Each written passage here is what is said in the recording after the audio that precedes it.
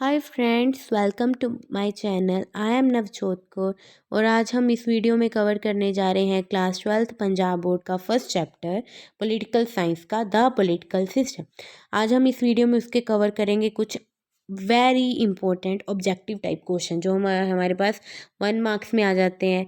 ठीक है, अब इस बार तो ऑब्जेक्टिव टाइप क्वेश्चन 2 मार्क्स में आने हैं 2022-23 में, तो ये इंपॉर्टेंट हो जाते हैं। तो आज हम इसमें मेन जो इंपॉर्टेंट क्वेश्चन है सारे कवर कर दूंगी। ठीक है, और आगे आने वाली वीडियो से हम इसके लॉन्ग क्वेश्चन, शॉर्ट क्वेश्चन हर एक चैप्टर के मैं आपको प्रोवाइड करूंगी, तो उसके लिए आप मेरा चैनल सब्सक्राइब कर लीजिए और वीडियो को एंड तक जरूर देखिए। तो फर्स्ट क्वेश्चन देखते हैं, who wrote the book the political system and when was it written.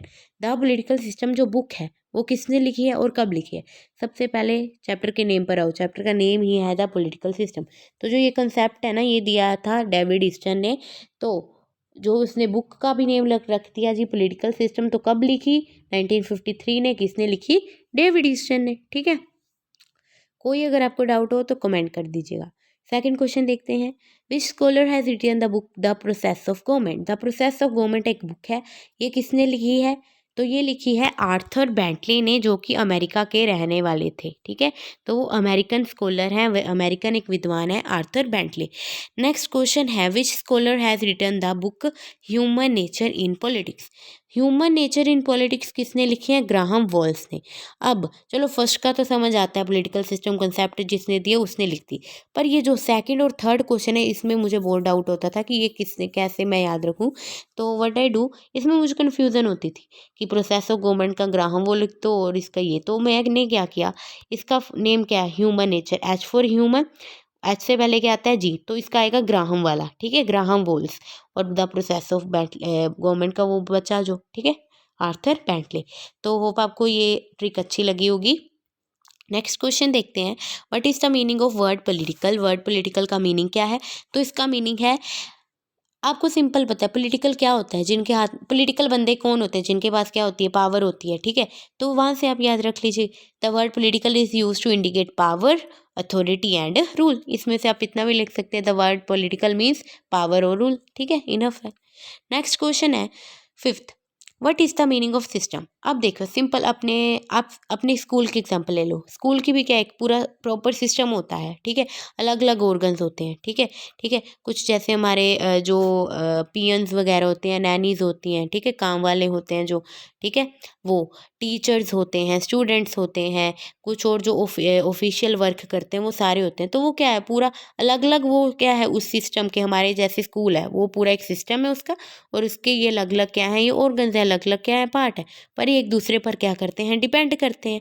ठीक है, तब भी पूरा सिस्टम बनता है। तो सिस्टम क्या होता है? सिस्टम एक कंप्लीट यूनिट होता है जिसके क्या होते हैं, कई पार्ट्स होते हैं जो एक दूसरे पर डिपेंड करते हैं।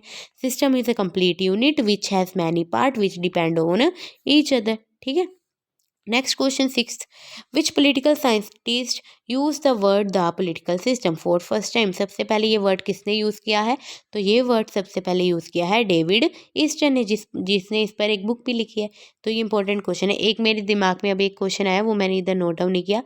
तो अगर क्वेश्चन आ जाए कि political system is a dash concept, कौन सा कॉन्सेप्ट है? तो पोलिटिकल सिस्टम एक मॉडर्न कॉन्सेप्ट है।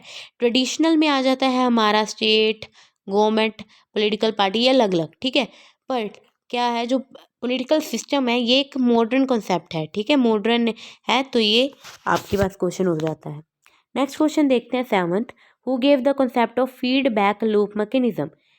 तो यहाँ पर एक तो इसका भी डेविड ईस्टन है आंसर, और एक और आ जाता है आपके पास कि इनपुट आउटपुट वाला वो किसने दिया, इनपुट आउटपुट वाला वो किसने दिया। तो इसका आंसर भी है डेविड ईस्टन, पर मैं अभी आपको ये समझाऊंगी भी। ठीक है, फीडबैक लूप मैकेनिज्म का, पर ऊपर ऊपर से बताऊंगी आपको, लॉन्ग क्वेश्चन में ये पूरा कवर कर दूंगी। तो देखो, हमारी कुछ मांगे होती है। ठीक है, हमारी कुछ मांगे होती हैं, वो हम सरकार के आगे रखते हैं, तो वो क्या हो गया, एक इनपुट हो गया। ठीक है, डिमांड्स जो होती है हम, और कुछ सपोर्ट भी देते हैं जैसे टैक्स भरकर या जो भी, ये क्या हो गया, ये सारा इनपुट में आ गया। फिर जो सरकारी जो होते हैं लोग, में सरकार होगी, मेनली हम कहते हैं सरकार होगी, ये क्या करती है, उनको प्रोसेस कर कर क्या बनाती हैं, आउटपुट बनाती हैं, आउटपुट देती हैं, जिसमें क्या मीन्स वो कुछ लॉस बना देती हैं, कुछ पॉलिसीज निकालती हैं, कुछ कानून बनाती हैं। अब वो कानून लोगों को अच्छे लगे हैं या नहीं लगे, जो भी, तो लोग उस पर फीडबैक देते हैं। ठीक है। तो यहाँ से आप याद रख सकते हो, और वो कई बार वो जो आउटपुट निकले हैं वो दोबारा से वो इनपुट बन जाती है। ठीक है। तो मीन्स ये प्रोसेस ये चलता रहता है, ये एक एज अ लूप काम कर रहा है। ठीक है। तो ये होता है हमारा फीडबैक लूप मैकेनिज्म। तो अब आपको ये समझ आ गया होगा। तो इसमें मैंने अभी ये जब आपको समझाया, इसमें मैंने इनपुट आउटपुट भी कवर किया है। तो यहाँ से आपको समझ आ गया होगा, फीडबैक लूप मैकेनिज्म आ जाएगी या इनपुट आउटपुट वाला आ जाए। तो वो किसने दिया है? डेविड ईस्टन ने। अब जो ये कॉन्सेप्ट है political system, in which century the concept of political system originated, ये कब आया? तो ये आया 20th सेंचुरी में। ठीक है। नेक्स्ट क्वेश्चन है, right any one difference between political system and state. Political system और स्टेट में डिफरेंस क्या है? स्टेट क्या होता है? एक एरिया को वो शो करता है स्टेट, जैसे एक इंडिया स्टेट है, अमेरिका स्टेट है, पंजाब को भी आप स्टेट कह लो। ठीक है। ये जो अलग अलग जो एरिया है इसमें और पॉलिटिकल सिस्टम में क्या डिफरेंस है, तो आपने अपनी लास्ट क्लास में ये पढ़ा होगा। तो मैं आपको बता दूं, वैसे इसके बहुत पॉइंट बनते हैं, वो मैं आपको लॉन्ग क्वेश्चन में पूरा अच्छी तरह से एक्सप्लेन कर दूंगी। बस आप बट वन वर्ड के लिए या वन मार्क्स के लिए इतना इनफ है कि स्टेट इज़ अ स्टेबल पर political system is a changeable. State stable रहती है पर political system time to time क्या होता रहता है? चेंज होता रहता है। तो ये 9th क्वेश्चन हो गया है, और इसके साथ ये मेरी ओर से ये इंपॉर्टेंट क्वेश्चन थे फर्स्ट चैप्टर में से, वन मार्क्स वाले। ठीक है।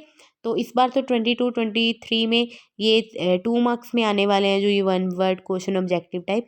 तो होप आपको ये वीडियो अच्छी लगी होगी। मैं नेक्स्ट वीडियो में लॉन्ग क्वेश्चंस भी लेकर आऊँगी आपके पास, और आप मुझे कमेंट करके बता दीजिए कि आपको क्वेश्चन वाइज इनकी वीडियो चाहिए चैप्टर्स की, या फिर मैं अकेला अकेला आपको चैप्टर एक्सप्लेन करूँ। और अगर आपको वीडियो अच्छी लगी होगी तो प्लीज़ लाइक कर देना, अगर कोई डाउट हो तो कमेंट कर देना, एंड न्यू वीडियोज़ के लिए सब्सक्राइब कर लो। Thank you for watching. Bye bye.